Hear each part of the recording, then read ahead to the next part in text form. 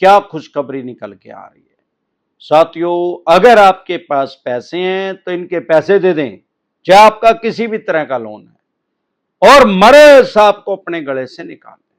Credit card कभी जिंदगी में ना लें। क्रेडिट कार्ड ले रखा है तो तुरंत प्रभाव से उसको बंद करें। अगर आपको बंद करने का तरीका नहीं पता, आप कस्टमर केयर पे फोन करके उसको बंद करवा सकते हैं।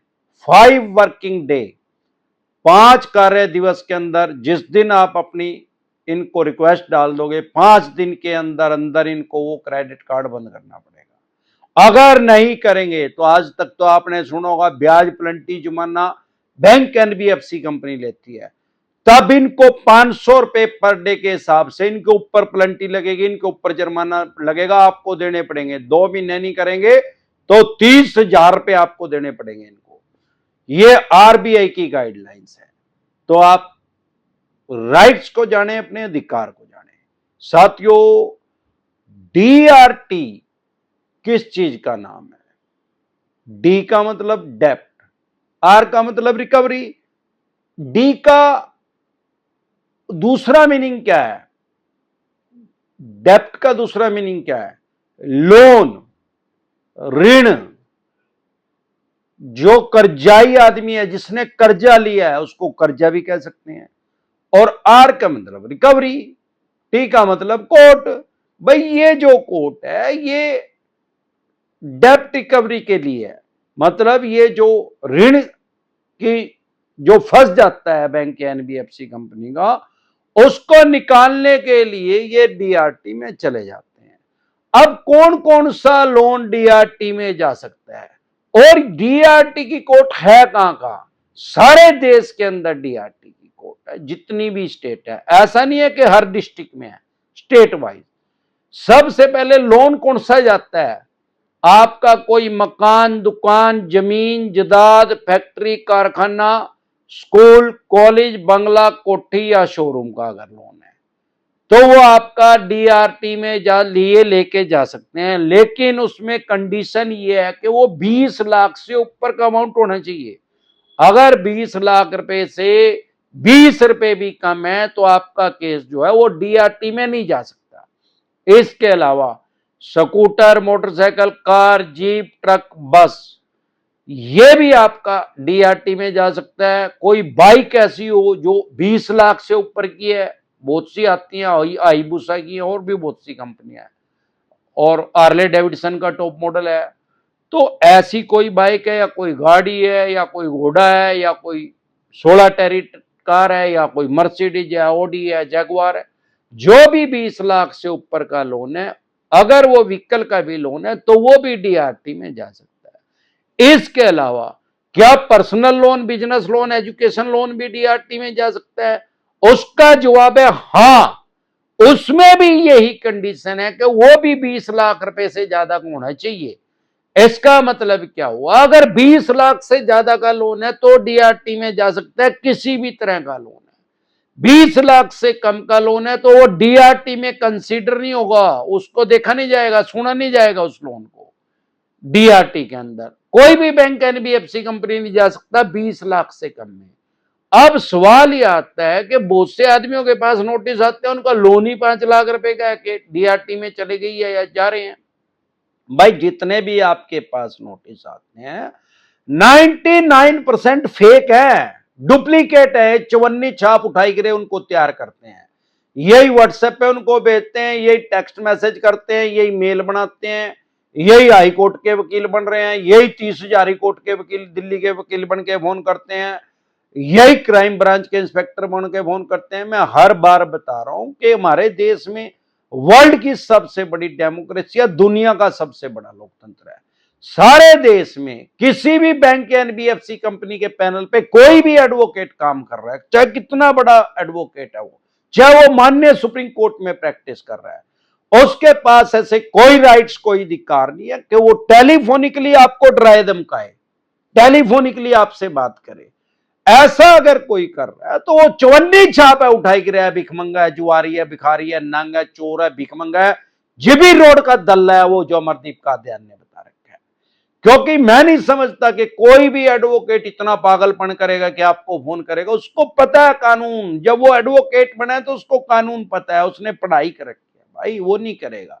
ये तो ये भिखमंगे ही कर रहे हैं, ना ही कोई पुलिस वाला करेगा। अरे पुलिस वाले को पता है यार, अगर इसको अपने राइट्स पता है, अधिकार पता है, इसने डिसेंट एडवाइस देख रखी है या ले रखी है, तो ये तो वर्दी जो है, ये जो ड्रेस जो है, इसको खूंटी पे टंगवा देगा, नंगट हो जाएगा, नौकरी भी जाएगी। तो ऐसा कोई गैर कानूनी काम कोई पुलिस वाला या कोई एडवोकेट नहीं करता। ये भिखमंगे लोगों को डराने धमकाने के लिए चवन्नी छापी करते हैं। जितने नोटिस आपके पास भेजते हैं 99% फेक हैं, एडिट करके उनको भेज देते हैं। जब भी कोई नोटिस ऐसा आ रहा है कि डीआरटी में चले गए, आपका लोन ही 5 लाख का है या 15 का है या 19 का भी है, तो आप समझ लो कि वो 100% फेक है। डीआरटी में जा ही नहीं सकता, अमरदीप कादियान ने बता रखा है कि 20 लाख से कम का जाएगा ही नहीं, और 20 लाख से ऊपर का भी है, फिर भी आपको कंफर्म करना है कि कोई भी किसी तरह का आपके पास नोटिस आया है, वो जेन्युइन है क्या फेक है, डुप्लीकेट है क्या ओरिजिनल है। आपको फेक नोटिस डिसेंटेड वाली लिख के वीडियो देखनी है, आपको पता लग जाएगा कि वो नोटिस फेक है क्या जेन्युइन है। इसके अलावा ये क्या करते हैं, अगर आपका 15 लाख रुपए का लोन है, कोई अनसिक्योर है, बिजनेस लोन है, एजुकेशन लोन है, या आपने क्रेडिट कार्ड के ही 15 लाख रुपए यूज कर रखे हैं, अब सवाल ये आता है कि वो डीआरटी में तो जा नहीं सकता क्योंकि 20 लाख से कम है। ये क्या करते हैं, उसके ऊपर बहुत ज्यादा हैवी पेनल्टी लगा के, ब्याज पेनल्टी जुर्माना लगा के उसको 20 लाख प्लस कर देते हैं, और फिर इनके पास पावर आ जाती है। ये मतलब नहीं है कि आपका 15 लाख का नहीं जा सकता, जिस दिन इनको 20 लाख या 20 लाख से ज्यादा पैसे लेने होंगे, फिर चाहे आपका किसी भी तरह का लोन है, वो डीआरटी में जा सकता है, इनके पास राइट्स हैं, अधिकार है। लेकिन आप डरे घबराए नहीं, डीआरटी में कोई आपको फांसी नहीं दिवा सकते।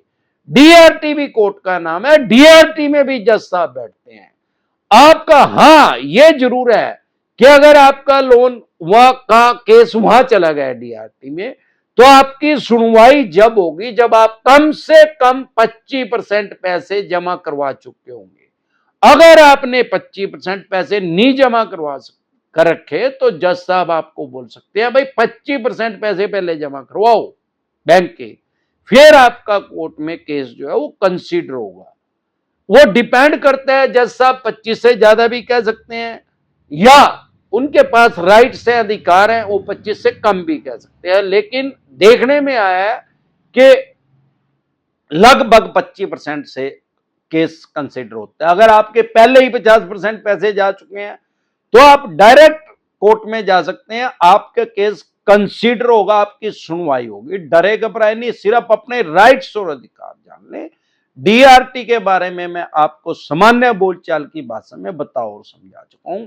यह भी बता चुका हूं कि कौन सा लोन जा सकता है, किसी भी तरह का लोन जा सकता है। सारी दुनिया के अंदर सिर्फ 2 ही तरह के लोन होते हैं, secure loan, unsecure loan.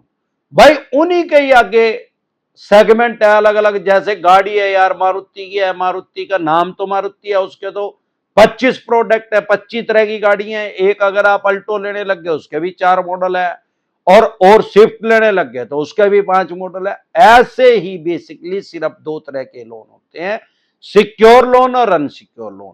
Secure loan कौन सा है, जिसमें आपने कोई अपनी प्रॉपर्टी, कोई एसेट, कोई कीमती सामान अपना इनके पास गिरवी रख दिया और इनको पावर दे दी, भाई आपको अगर हमने पैसे नहीं दिए तो आप इसकी एक्शन करके, बोली करके, सेल करके अपने पैसे ले लेना। अनसिक्योर लोन हुआ है जिसमें आपने कोई अपना एसेट, कोई अपना कीमती सामान इनके पास नहीं रखा। बहुत से कमेंट हमारे यूट्यूब चैनल पे आते हैं कि सर हमने चेक दे दिया है। भाई लिया तो पर्सनल लोन है, हमने चेक दे दिया, वो उसको ही सिक्योर लोन समझ रहे हैं। अरे जब तक आपने कोई एसेट नहीं दिया तो वो सिक्योर लोन या अनसिक्योर लोन है। वो जो चेक दिया है वो एज ए सिक्योरिटी लिया इन्होंने, उससे सिक्योर लोन नहीं होता। उसके भी आप पे आपका मकान, दुकान, फैक्ट्री, कारखाने का एक्शन नहीं कर सकते।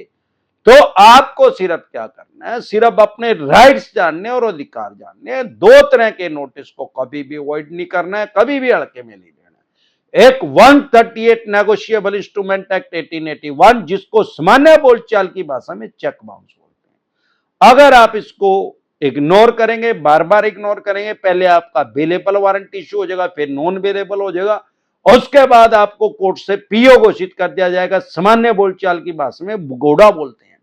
तब आपको 14 दिन के लिए कम से कम न्यायिक हिरासत में जाना पड़ सकता है। लेकिन अगर आप इसको इग्नोर ही नहीं कर रहे तो ये बेलेबल ऑफेंस है, जमानती अपराध है, सेम डे जमानत हो जाती है, बाय एंड जमानत हो जाती है। दूसरा, अगर आपके पास सरफेसी एक्ट 2002 के अकॉर्डिंग नोटिस आ रहा है 13(2) का, 13(4) का, सिंबॉलिक पोजीशन का, फिजिकल पोजीशन का या डीएम साहब का, इसको कभी भी इग्नोर ना करें, कभी भी इसको हल्के में न ले। अगर आप इसको इग्नोर कर रहे हैं, बार बार इसको इग्नोर कर रहे हैं, तो आप अपनी मकान, दुकान, जमीन, जायदाद, फैक्ट्री, कारखाना, स्कूल, कॉलेज, बंगला, कोठी या शोरूम, जो भी आपने मोर्गेज करके, गिरवी रख के, रहन रख के इनसे पैसा लिया, उसकी एक्शन कर देंगे, बोली कर देंगे, स्क्रैप के रेट में, कबाड़ी के रेट में बेच देंगे। अगर आपको अपने राइट्स नहीं पता, लाखों आदमियों की प्रॉपर्टी को स्क्रैप के रेट में बेचा जा चुका है। फॉर एग्जाम्पल, आपकी प्रॉपर्टी की वैल्यू 3 करोड़ रुपए, आपने देने 1 करोड़ रुपए, 1 करोड़ ही वैल्यू लगा देंगे उसकी। आपको अगर ऐसा कर रहे हैं, एक सिंपल नोटिस इशू करना है कि भाई मेरी प्रॉपर्टी की वैल्यू 3 करोड़ रुपए, आप इसकी 1 करोड़ रुपए लगा रहे हैं, 2 आदमियों का एफिडेविट लेके आओ जो मेरी लोकेशन पे, मेरे मोहल्ले में, तहसील में, गांव में या जहां भी मेरी प्रॉपर्टी है, मकान है, दुकान है, बंगला है, कारखाना है, उसने ही स्क्वायर यार्ड की प्रॉपर्टी वो 1 करोड़ में बेचने के लिए तैयार है। ना नौमन तेल होगा, ना कभी राधा चाहिए। तो इस तरीके से आप अपनी प्रॉपर्टी को स्क्रैप के रेट में, कबाड़ी के रेट में बचने से बचा सकते हैं। इसके अलावा अगर आपका केसीसी का लोन है, खेती किसानी से संबंधित लोन है, तो उसके ऊपर सरफेसी एक्ट इंप्लीमेंट नहीं होता, लागू नहीं होता। अगर 20% से पैसे कम रह गए तो भी सरफेसी एक्ट इंप्लीमेंट नहीं होता। 50% से ज्यादा पैसे जा चुके हैं, डीआरटी में आप इनके खिलाफ जा सकते हैं। अगर आपकी 3 ईएमआई डिफॉल्ट हो गया तो आपके पास सरफेसी एक्ट का नोटिस आ गया होगा। 2 ईएमआई डिफॉल्ट हुई है तो 3 के बाद आ जाएगा। एक भी ईएमआई डिफॉल्ट नहीं हुई है और क्रिटिकल सिचुएशन है, मतलब ऐसी कंडीशन हो चुकी है कि किसी भी कारण से आप फाइनेंशियल डाउन है, फ्यूचर में आप नहीं भर पाएंगे, तो प्रिवेंशन बेटर देन क्योर, इलाज से हमेशा परहेज बेहतर है। तुरंत प्रभाव से एडवाइस लें। अगर आप हमारे से पर्सनल मीटिंग करना चाहते हैं, पर्सनल एडवाइस लेना चाहते हैं, तो 5 स्टेटों में हमारे ऑफिस है। दिल्ली से आप देख रहे हैं तो कुंडली में पर्सनल मीटिंग कर सकते हैं, हरियाणा से देख रहे हैं तो एनसीआर में कर सकते हैं, पंजाब से देख रहे हैं तो लुधियाना में कर सकते हैं, मुंबई से देख रहे हैं तो गोरेगांव में कर सकते हैं, गुजरात से देख रहे हैं तो अहमदाबाद, दिल्ली दरवाजा पे कर सकते हैं। इसके अलावा भी अलग अलग स्टेट में मैं टाइमली आता रहता हूं, फ्रिक्वेंटली आता रहता हूं। आपकी स्टेट में कब मैं आऊंगा, आपकी डिस्ट्रिक्ट में मैं कब आऊंगा, वो जानने के लिए हमारी टीम से संपर्क कर सकते हैं। आपकी स्क्रीन पे एक नंबर आया हुआ है 9306347314। इस नंबर को सेव करके डायरेक्ट कॉल करेंगे, कोई रिप्लाई नहीं आएगा। व्हाट्सएप कॉल करेंगे, कोई रिप्लाई नहीं आएगा। व्हाट्सएप मैसेज करेंगे तो तुरंत प्रभाव से रिप्लाई आएगा कि कैसे आप हमारे से पर्सनल मीटिंग कर सकते हैं, पर्सनल एडवाइस ले सकते हैं। फिर आपका लोन 2 करोड़ का है, 5 का है, 25 का, 50 करोड़ का, डज नॉट मैटर के कितने करोड़ का या कितने अरब रुपए का आपका लोन है। लोन से रिलेटेड जो भी डॉक्यूमेंट्स आपके पास हैं वो सभी लेके आप मेरे से पर्सनल मीटिंग कर सकते हैं, पर्सनल एडवाइस ले सकते हैं। आपके पास सरफेसी एक्ट 2002 के अकॉर्डिंग नोटिस आया 13(2) का, 13(4) का, सिंबॉलिक पोजीशन का, फिजिकल पोजीशन का, डीएम साहब का, या 138 नेगोशिएबल इंस्ट्रूमेंट एक्ट 1881 का, या पेमेंट एंड सेटलमेंट एक्ट 2007 का, या आर्बिट्रेशन एंड कंसोलिडेशन एक्ट 1996 का, या रिकान नोटिस आया, अन्य किसी भी तरह का कोई भी नोटिस आपके पास आया, लोन से रिलेटेड जो भी डॉक्यूमेंट्स है वो सभी लेके आप मेरे से पर्सनल मीटिंग कर सकते हैं, पर्सनल एडवाइस ले सकते हैं, या टेलीफोनिकली एडवाइस ले सकते हैं। या इन्होंने कहीं भी आपके ऊपर चेक बाउंस का केस किया, कश्मीर से लेके कन्याकुमारी तक, आसाम से लेके गुजरात तक, अमरदीप कादियान के पैनल पे एडवोकेट काम कर रहे हैं। हम आपकी बेल करवा देंगे, जमानत करवा देंगे, क्योंकि ये बेलेबल ऑफेंस है, जमानती अपराध है। सेम डे जमानत हो जाती है, बाय एंड जमानत हो जाती है, डरे घबराए नहीं। उसकी क्या फीस होगी, आपकी स्क्रीन पे कमेंट बॉक्स के अंदर एक नंबर आया हुआ है 9306347314। इस नंबर को सेव करके डायरेक्ट कॉल करेंगे, कोई रिप्लाई नहीं आएगा। व्हाट्सएप कॉल करेंगे, कोई रिप्लाई नहीं आएगा। व्हाट्सएप मैसेज करेंगे तो तुरंत प्रभाव से रिप्लाई आएगा कि कैसे आप हमारे से पर्सनल मीटिंग कर सकते हैं, पर्सनल एडवाइस ले सकते हैं, टेलीफोनिकली एडवाइस ले सकते हैं, या अपनी बेल करवा सकते हैं, जमानत करवा सकते हैं। यह नंबर मेरी टीम के पास होता है। एक बार जोर से मिलकर नारा लगाएंगे, बोल पे गंजे टकले, जय ससुराल वालों की।